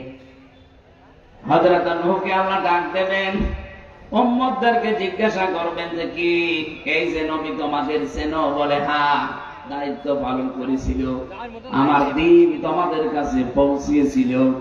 যত উম্মত হযরত নূহ আলাইহিস সালামের মাত্র 80 জন বাদ দিয়ে প্রত্যেকটা উম্মত অস্বীকার করে বলবে, না, এই নবীকে আমরা আমাদের কাছে আসতেই দেখি নাই, দাওয়াতও দেয়নি। রব্বুল আলামিন হযরত নূহ আলাইহিস সালামকে প্রথম ডেকে বিচার করবেন। কেন? কারণ যত নবী এর আগে পাঠিয়েছিলেন পূর্ণাঙ্গ শরীয়ত কাউকে দেননি। হযরত নূহকে আল্লাহ পূর্ণাঙ্গ শরীয়ত দিয়ে পাঠিয়েছিলেন এই জমিনের উপরে। এই জন্য তার বিচার দিয়ে কিয়ামতে কায়েম হবে প্রথমে। হযরত নূহ ডাক দিয়ে বলে, রব্বুল আলামিন আমি তো পৌঁছিয়েছি। আল্লাহ বলেন, আমি তো বিচারের কাঠগড়ায় এখন বিচারের এজলাসে বসে আছি, এখন আমার তো মন মতো না, আমার এখন সাক্ষী লাগবে। ও নূহ, তোমার পক্ষে কোন দলিল আছে, সাক্ষী আছে? সঙ্গে সঙ্গে হযরত নূহ বলবে, হ্যাঁ, আমার সাক্ষী আছে। কে? মুহাম্মদুর রাসূলুল্লাহর উম্মতরা। ওই জামানায় যারা বিচারের সম্মুখীন হবে কিয়ামতের ওই ময়দানে, তারা পর্যন্ত বলবে, আল্লাহ কি বলে তোমার নবী নূহ যে আমাদের বিরুদ্ধে উপরে নাকি সাক্ষী দেবে মুহাম্মদুর রাসূলুল্লাহর উম্মতেরা। তারা তো আমাদের সাক্ষাৎই পায়নি, আর আমরা তাদেরকে দেখিনি। সাক্ষী তো দেওয়া লাগে দেখে দেখে, না দেখে সাক্ষী দেবে কি করে? যদি আমাদের দেশের নিয়মটা একটু আলাদা, আমাদের দেশে শুনেও সাক্ষী দেওয়া যায়। এদেশে শুনে সাক্ষী হয়নি, এমনকি জন্ম হয়নি তাও সাক্ষী দেয়। জন্ম হয়েছে 75-এ, সাক্ষী দেয় 71-এ। এরকম সাক্ষী না, সাক্ষী বলা হয় চাক্ষুষ, যেটা আপনি দেখেছেন ওইটা। কথা বলছেন? কিয়ামতের ওই কঠিন ময়দান, বিচার আরম্ভ হয়ে গেছে। সর্বপ্রথম নূহ নবীর উম্মতদেরকে আল্লাহ বিচার শুরু করছেন। বিচারের প্রথমে আল্লাহ ডাক দিয়ে বলবেন, নূহ তোমার কথার সাথে এদের কথার তো মিল খায় না, ওই তোমার সাক্ষী। তাদের সাথে যাদের দেখাই হয়নি, এরা সাক্ষী দেবে কি করে? আমরা যারা উম্মতি মুহাম্মদী আছি এক বাক্যে তখন দাঁড়িয়ে বলবো, রব্বুল আলামিন আমরা দেখি নাই, কিন্তু দেখার চাইতেও বেশি কিছু আমাদের কাছে ছিল। নবীজি এই দুনিয়াতে আসার 50 দিন আগে একটা ঘটনা ঘটেছিল। এই দুনিয়ায় কাবা ঘর ভাঙতে এসেছিল আব্রাহা। আল্লাহ পাক নিজে কাবা ঘর রক্ষা করার জন্য আবাবিল পাঠিয়েছিলেন। এ কথা শোনেননি? ওই সময় কি নবীজি দুনিয়ায় ছিলেন? না। কাবা ঘর যখন আল্লাহ রক্ষা করেন আবাবিল পাখি দিয়ে, তখন নবীজি দুনিয়ায় আসেন নাই, তার 50 দিন পরে এসেছেন।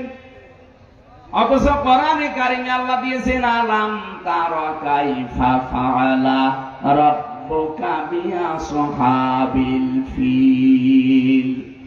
হে নবী, আপনি কি দেখেননি হাতিওয়ালাদের সাথে আপনার রব কি ব্যবহার করেছেন? ঝিনাইদহবাসী একটু খেয়াল করেন, নবীজির জন্মই হয়নি, 50 দিন পরে জন্ম নিচ্ছেন, আর আল্লাহ পাক নবীকে বলছেন আপনি কি দেখেননি? তাহলে আয়াত কি ভুল নাকি? এখানে কিন্তু র দেওয়া আছে, আলাম তারা। র মানে চোখ দিয়ে দেখা, আর নাজারা মানে গবেষণা করে দেখা। আল্লাহ পাক নাজারা না দিয়ে র দিলেন, হে নবী আপনি কি দেখেননি? তার মানে আপনি দেখলে যা হতো তার চাইতে 100 গুণ সত্য একটা বিশ্বাস দিয়ে আপনার কাছে আমি কোরআন নাযিল করলাম।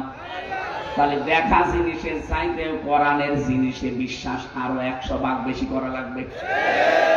আল্লাহ জানিয়েছেন, উম্মতি মুহাম্মদী তখন ডাক দেবে, মাবুদ দেখি নাই, সাক্ষাৎ পাই নাই, কিন্তু এমন একটা জিনিস আমাদেরকে তুমি দিয়েছিলে যেটা পড়ার কারণে দেখার চাইতে আমরা বেশি বিশ্বাস করেছি, তার নাম কোরআন শরীফ।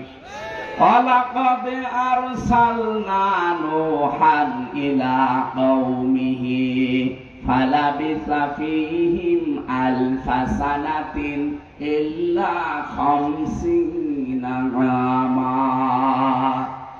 আল্লাহ পাক বলেন, অবশ্যই আমি নূহকে তার জাতির কাছে পাঠিয়েছিলাম, সে দাওয়াতি কাজ করেছে, তাদের ভেতরে 1000 বছর, 50 বছর কম, কত হয়?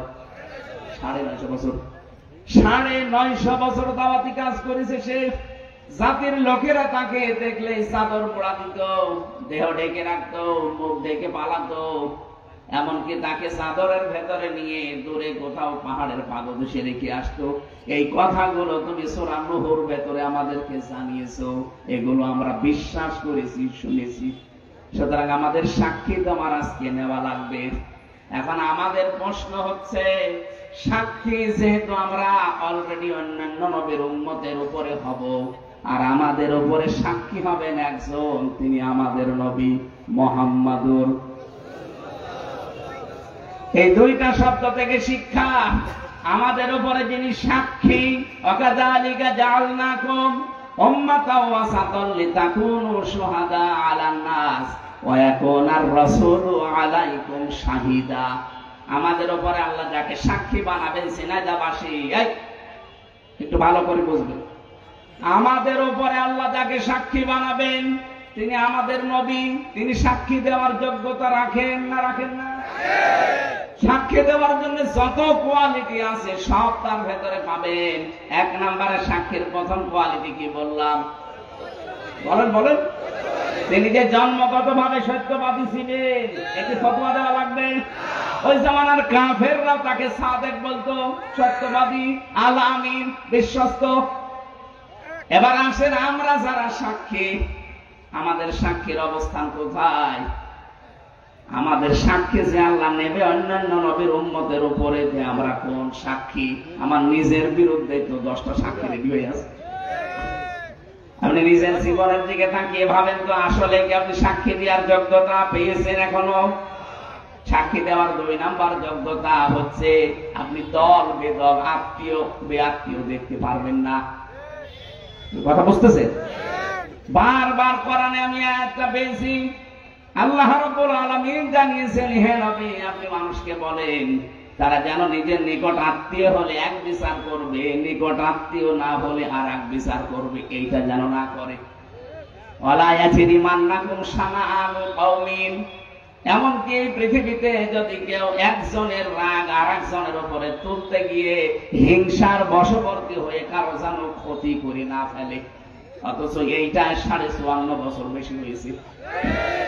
একজনের উপর হয়তো রাগ আছে, সেই রাগ তুলতে গিয়ে হিংসার বশবর্তী হয়ে এমন এমন কাজ আমরা করে ফেলি যেটা আর উঠে আসে না। শহীদ আব্দুল কাদের মোল্লা রহমতুল্লাহ আলাইহি, তাকে আপনি যে হিংসার বশবর্তী হয়ে রাজনৈতিক প্রতিহিংসার কারণে ফাঁসি দিয়ে দিলেন, অথচ ওই লোকটা আর কসাই কাদের এক না। আল্লামা দেলাওয়ার হোসেন সাইদি আর দেলরু শিকদার এক না। এটা যা করেছেন আপনি হিংসার বশবর্তী হয়ে অথবা রাজনৈতিক উদ্দেশ্য প্রণোদিত ভাবে, কথা বলছেন না আপনি আয়াতটা বারবার যখন পড়েন দেখবেন শরীরের লোম ছাড়া হয়ে যাবে। কি গো, ওয়ালা ইয়াজরি মান্নাকুম শানাআনু কওমিন, সাবধান, কোন ব্যক্তি, কোন গোষ্ঠী, কোন দল তাদের উপরে হিংসার বশবর্তী হয়ে রাগ করে যেন এমন কোন কিছু চাপিয়ে দিও না যে তাদের বিশাল ক্ষতি হয়ে গেল, মাঝখান থেকে তোমার কোনো লাভ হলো না। বলেন তো, যে যতগুলো মানুষ 15.5 বছরে বিচারের নামে প্রহসন করে আপনি বিদায় করে দিলেন, আপনার কি লাভ হয়েছে? আপনি তো নিজের মাতৃভূমিতে থাকতে পারলেন না। এই আয়াতটা কিয়ামতে আপনার বিরুদ্ধে যাবে না? বলেন তো। আমি তো দেখতে পাচ্ছি আয়াতটা দিয়ে কিয়ামতে 2 জায়গায় আয়াতটা পেয়েছি। আমি পড়লে আমার যেন কেমন লাগে, যে দেশে বহু মানুষ এই আয়াতের কারণে ধরা খাবে। যারা হিংসার বশবর্তী হয়ে অহংকার করে রাগ কন্ট্রোল করতে না পেরে অন্যের প্রতি অবিচার করেন, সে ব্যক্তি হোক, কোন দল হোক, কোন গোষ্ঠী হোক, কোন জাতি হোক, তাদেরকে আপনি সমূলে ধ্বংস করে দেবেন। আর উপরে বসে বসে কি আল্লাহ কলা খাবে? উনি দেখবে না? উনি বলেন, যা করবি ওর ডবল আমি তোর জীবনে ক্ষতিপূরণ দেব। এখানে আগামীতে এরকম ভুল যেন আমরা কেউ আর না করি। সাক্ষী দেওয়ার জন্য যারা নিয়ে যাবেন, যারা আমরা সাক্ষী, প্রথম কোয়ালিটি হবে আমরা সত্যবাদী, 2 নম্বরে আমরা পক্ষপাতিত্ব যেন না করি। এই পক্ষপাতিত্ব করার কারণে আমাদের দেশটা পিছিয়ে যায়। সামনে যে যতটুকু আমরা জীবন তৈরি করছি, আমরা যেন সত্যের সাক্ষ্য দিতে পারি। বলেন আমিন। আরো জোরে বলেন আমিন। 2 নম্বরে নবীকে আল্লাহ পাঠিয়েছিলেন, হে নবী, আপনি শুধু সাক্ষ্যদাতা না, আপনি মুবাশশির, আপনি সুসংবাদদাতা। কিসের সুসংবাদ দেবেন? জান্নাতের। বলেন তো কিসের? জান্নাতের। কি সুন্দর সুসংবাদ আল্লাহ নবী আমাদেরকে শুনিয়েছেন। জান্নাতের যে বর্ণনাগুলো আমরা কোরআনে পেয়েছি, জান্নাতিন তাজরি মিন তাহতিহাল আনহার, এমন ভাবে জান্নাত আমি বানিয়েছি, এর তলদেশ দিয়ে নদী আর নহর প্রবাহমান থাকবে। খালিদিনা ফিহা, চিরকাল থাকবে, কেউ বের করে দিবে না। লা ইয়াবগুনা আনহা হিওয়ালা, এমনকি ওই বাগান থেকে কোনো মানুষ বের হতেও চাইবে না। আল্লাহ আমাদেরকে ওই পর্যায়ে যাওয়ার তৌফিক দেন। 3 নম্বরে নবীকে আল্লাহ বলেছেন, হে নবী, আপনাকে আমি সুসংবাদদাতা বানাইনি, আমি সতর্ককারী পাঠিয়েছি আপনাকে। আপনি জাহান্নাম সম্পর্কে সতর্ক করবেন। আয়াত নাযিল হওয়ার পরে নবী নিজের স্ত্রীকে, নিজের মেয়েকে, নিজের নাতিকে, ফুফুকে ডাক দিয়ে বললেন, দেখো, قل ما كنت بدعا من الرسل وما أدري ما يفعل بي ولا بكم। আল্লাহ পাক নিজের নবীর উপরে আয়াতটা দেওয়ার পরে তিনি নিজের ফুফুকে সাফিয়াকে ডাকলেন, নিজের মেয়ে ফাতেমাতুজ জোহরাকে ডাকলেন, হাসান হোসাইনকে ডেকে বলেন, দেখো, এই মাত্র আয়াতটা নাযিল হয়ে গেল। আমি কিন্তু নতুন রাসূল না, আমার পূর্বে বহু নবী রাসূল আল্লাহ দুনিয়ায় পাঠিয়েছে, তাদের ধারাবাহিকতায় আমি একজন। আমি জানি না আল্লাহ আমার সাথে কি আচরণ করবে, আমি এইটাও জানি না আল্লাহ তোমাদের সাথে কি আচরণ করবে। সুতরাং আমি নবী, এই পরিচয় দিয়ে কেউ মরণের পরে পার পাবে না। বলেন তো, আপনার নিজের চিন্তা ভাবনা আসে না? নিজের মেয়েকে যদি এ কথা বলতে পারে, নিজের ফুফুকে যদি এ কথা বলতে পারে, যে আমরা কোথাকার কে, 6000 কিলোমিটার দূরে আমাদের বাড়ি, মক্কা মদিনা থেকে আমাদের বাড়ি ৬,৫০০ কিলোমিটার দূর। নবী নিজের মেয়েকে, ফুফুকে, নাতিকে যদি বলে আমার পরিচয়ে কিচ্ছু হবে না, আপনি কোন ধান্দায় আছেন? এই সতর্ক বাণী শোনার পরও যদি নিজের জীবন সম্পর্কে কেউ সতর্ক না হয়, ইন্না শাজারাতাস সাক্কুমি তাআমুল আফিম কালমুহলি ইয়াগলি ফিল বুতুনি কাগালিল হামিম। আল্লাহ পাক বলেন জাহান্নাম সম্পর্কে সতর্ক করেন, হে নবী আমি ওদেরকে জাক্কুম গাছের ফল খাওয়াবো। এটা খাওয়ার সঙ্গে সঙ্গে মানুষের এই ঠোঁট চুলিয়ে সঙ্গে সঙ্গে ওই পাপড়ের ভেতরে পড়বে, এটা গলার মাঝখানে আটকিয়ে যাবে, সামনেও আসবে না, ভেতরেও যাবে না, গলিত তামার মতো ফুটতে থাকবে পেটের ভেতরে। সহ্য করতে না পেরে যখন পানি পান করতে যাবে, গরম পানি দেওয়া হবে রক্ত আর পুষ মিশিয়ে, সঙ্গে সঙ্গে পায়খানার রাস্তা দিয়ে নাড়ি ভড়ি সব বের হয়ে যাবে। আল্লাহ পাক বলেন এবার ওকে ধর, সাওয়াল জাহিম, ওকে জাহান্নামের মাঝখানে নিয়ে যা, সুম্মা সাব্বু ফাওকা রাসিহি মিন আযাবিল হামিম, ওর মাথার উপরে গরম পানি ঢেলে দে, যুক ইন্নাকা আনতাল আজিজুল কারীম। ফেরেশতারা তখন টিটকারি করবে আর বলবে দেখো মজা চাকো, এবার দুনিয়ায় তো ভালোই মানুষ সম্মান দিত। আমি নিজের সম্পর্কে বলছি, কত মানুষ আমাদেরকে সম্মান দেয় এখানে যারা অন্তত বসে আছি। কিয়ামতের দিন যদি ফেরেশতারা এই আচরণ আমার সাথে করে বলে যুক ইন্নাকা আনতাল আজিজুল কারীম, নাও এবার ঠেলা নাও, মজা চাকো, তুমি তো ভালো সম্মানিত ছিলে দুনিয়ায়। বলেন তো এই সম্মান এখন 20 বছর 50 বছর না, কিয়ামত পর্যন্ত এই সম্মান থেকে কি লাভ? আমি সত্যি আমার ইমান থেকে বলছি, আমি নিজেকে এক্ষুনি পাল্টান, যত সম্মানিত হন না কেন, নবীজি যদি নিজের মেয়ে, নিজের ফুফু, নিজের আপন নাতিদেরকে বলে যে না আমার উপর ভরসা করে কোনো লাভ নেই, আমরাও যেন কারো উপরে আন্দাজে ভরসা করি না থাকি। অনেকে মনে করে স্যার রেখে যাচ্ছি, আমার ছেলে দেখবে, আমি মরে গেলে গুলো দান সাদকা করে আমার কবরে বিশাল সওয়াব পাঠাবে। কে বলেছে আপনাকে? এই যে আমি আমির হামজা, আমার বাবা রিয়াজউদ্দিন, তার বাবা জাহান আলী, তার বাবা নমাজ আলী, এরপরে আমি আর চিনি না। সত্যি বলছি আমি আর চিনি না। এখন নমাজ আলীর বাবা মাত্র 61 বছর আগে মারা গেছে। ওই লোকটা যদি এখন জীবিত হয়ে কুষ্টিয়ায় এসে বলে এই 2 তলা বাড়ি আমার, এই ভিটা আমি বানিয়েছিলাম, ও দাঁত মুখ ফেলে ফেলবো না? যে বাটামি করা জায়গা পান না। কিসের নমাজ আপনি? এইটাই বাস্তবতা। নিজের কাজ না করে ওদের কাছে রেখে যাচ্ছে যে ওরা করবে। বাবা শাহজালাল সব হালাল বলে রেখে যাচ্ছে, ডান হাত নেই বাম হাত নেই, সব কামাই করে। কে বলেছে আপনিও আপনার পরিচয় দেবেন? আপনি মাত্র 50 বছর পার হোক, আপনারও নামও জানবেন। আমি যেমন জানি না নমাজ আলীর বাবার নাম, সত্যি আমি জানি না, আমার বাবা হয়তো জানবেন। বলেন আমি 3 পুরুষের পরে আমার মতো মানুষ, আপনারা আমাকে জ্ঞানী মানুষ মনে করেন, আমি 3 পুরুষের পরে জানি না। তাহলে এখানে আরো যারা আছে গ্রাম্য মানুষ, মনে হয় 1 পুরুষও জানে না। এই জন্য কারো উপরে ভরসা করে না। সতর্ককারী নবী হিসাবে এসেছিলেন, আমরাও সতর্ক করছি আপনাদেরকে, আমি নিজেও যেন সতর্ক হতে পারি।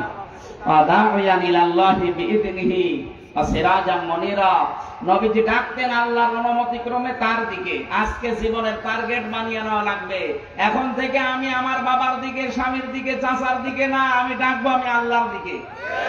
কথা বলেন, এটা যদি আপনার কাছে রাজনীতি মনে হয়, এইটাই আমার রাজনীতি।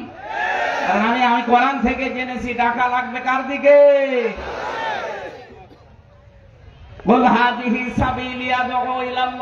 নবী আপনি বলেন এইটাই আমার পথ, আমি মানুষকে আল্লাহর দিকে ডাকি, আন্দাজে ডাকি না, আলা বাসিরাতিন, আমি দেখিয়ে থেকে ডাকি, চিন্তা ভাবনা করে বুঝে শুনে ডাকি। ওয়ানা মানিত্তাবানি, আমি এবং আমার অনুসারী যারা তাদের একই কাজ। এই জন্য নবীর এই কাজকে আমার কাজ আমি বানিয়ে নিয়েছি। এখন থেকে মরণ পর্যন্ত আমি মানুষকে ডাকবো কার দিকে? যে যা মনে করে করুক। সিরাজাম মনিরা হিসাবে নবীজির গুণ দিয়েছেন আল্লাহ, তিনি প্রদীপ। প্রদীপের সাথে তুলনা দিয়েছেন কেন? কারেন্টের এই বাল্বের সাথে তুলনা দেননি, কারণ কারেন্টের বাল্বের ক্ষমতা নেই, এর কাছে আরেকটা বাল্ব নিয়ে গেলে আরেকটা জ্বালাতে পারবে না যতক্ষণ সুইচ না টিপবে। কিন্তু প্রদীপ, এই যে হেরিকেন লম্ব বা মোমবাতি, এর কাছে যদি আরেকটা নিয়ে যান ও আরেকটা আলো চালাতে পারবে। তামাম দুনিয়ার 257টা রাষ্ট্রের সবাই যদি এই লম্ব থেকে, এই হেরিকেন থেকে, মোমবাতি থেকে আলো নিয়ে যায়, এই আলো কমবে? আল্লাহ বলেন নবীকে আমি প্রদীপ বানিয়েছি, কিয়ামত পর্যন্ত মানুষ এখান থেকে শুধু নিতেই থাকবে, নবীজির কিচ্ছু কমবে না। এই 5টা গুণ আল্লাহ আমাদেরকেও যেন দান করেন, আমিন, আল্লাহুম্মা আমিন। লা ইলাহা ইল্লা আনতা সুবহানাকা ইন্নী কুনতু মিনাজ জালিমিন। রব্বুল আলামিন, বিশ্ব নবীকে যে উদ্দেশ্য নিয়ে তুমি পাঠিয়েছিলে, আমাদের জীবনে এই গুণগুলো তুমি বাস্তবায়ন করে দাও। আমার হায়াতুদ দুনিয়া ইল্লা মাতাউল গুরুর, পৃথিবীর জমিনটা ধোঁকা, এটা আমাদেরকে তুমি এখনই বোঝার তৌফিক দাও। শয়তান আমাদের সামনে আবরণ দিয়ে ঢেকে দিয়েছে, আমরা অনেকে বুঝতে পারি না। আবরণটা তুমি নিজ গুণে ছিন্ন ভিন্ন করে দাও। দুনিয়ার জীবন সম্পর্কে আমি যতটুকু জেনেছি, এটা আমাদের বাস্তব জীবনে আমল করার তৌফিক দাও। রব্বুল আলামিন, এই মাহফিলের আয়োজন করতে গিয়ে তোমার যে বান্দা বান্দিরা শ্রম দিয়েছে, বিশেষ করে মাহফিলের প্রধান অতিথি, বিশেষ অতিথি, মাহফিলের সম্মানিত সভাপতি, একজন ডাক্তার, মানব চিকিৎসাবিদ, তিনি এলাকায় মানুষের সেবা করেন। আজকের মাহফিলে যারা উপস্থিত হয়েছে, বিশেষ করে ডাক্তার হাবিবুর রহমান, হোসাইন মাহফুজ, হাজি আরজান আলী সহ যত নাম না জানা মানুষ, আমি নাম জানি না অনেকে, আল্লাহ মেহেরবানি করে কোরআনের ইজ্জতে সবাইকে ওমরের মতো কবুল করে নাও। এখানে দোয়া চেয়েছে আমার কাছে, গান্না ইউনিয়ন শিবিরের একজন শহীদ হয়েছে, শহীদ হাফেজ জসিমউদ্দিন জিহাদ। রব্বুল আলামিন, এই মানুষটাকে তুমি শাহাদাতের মর্যাদা নসিব করো। জামাতে ইসলামের একজন শহীদ হয়েছে, শহীদ আবু হুরায়রা, নবীজির সাহাবীর সাথে নাম আছে, আল্লাহ তুমি এই হিসাবে তাকে শহীদ হিসাবে মঞ্জুর করে নাও। এ মাহফিলের বরেণ্যের সদস্য যারা, এদেরকে তুমি যে মা পেটে নিয়েছে, মায়ের পেটগুলো খাদিজাতুল কুবরার মতো বানিয়ে দাও। সম্মানিতা মা বোনেরা বসে আছে, খাদিজার মতো, আয়েশার মতো, এদেরকেও জীবন তৈরি করে দাও। আগামীর এই অনুষ্ঠানটা কোরআনের প্রচারে আরো বিশাল আকারে কবুল করো। যে মাদ্রাসার ওসিলায় মাহফিল, আল্লাহ কিয়ামত পর্যন্ত তুমি নবীর এই ঘরটাকে এখানে জিন্দা রাখো। এ গান্না বাজারে যারা ব্যবসা বাণিজ্য করে, এদের ব্যবসায় বরকত দাও। হালাল রুজিতে তুমি মেহেরবানি করে বরকত ঢেলে দাও। আসমান জমিনের বালা মুসিবত থেকে আমাদের হেফাজত করো। প্রশাসনের যে ভাইগুলো আজকে দায়িত্ব পালন করেছে, আল্লাহ এদের উপরে তোমার রহমত নাসিল করো। এলাকায় মাটির নিচে কত মানুষ ঘুমিয়ে আছে, কোরআনের ইজ্জতে আজকে থেকে মাফ করে দাও। বারাকাল্লাহু লানা ওয়া লাকুম ফিল কোরআনিল আযীম। মরণ আসলেই যেন পড়তে পারি লা ইলাহা ইল্লাল্লাহু মুহাম্মাদুর রাসূলুল্লাহ। কালকে মাহফিল আছে আমার রাতের বেলা, রাত 9টায়, রিয়াজুল জান্নাত।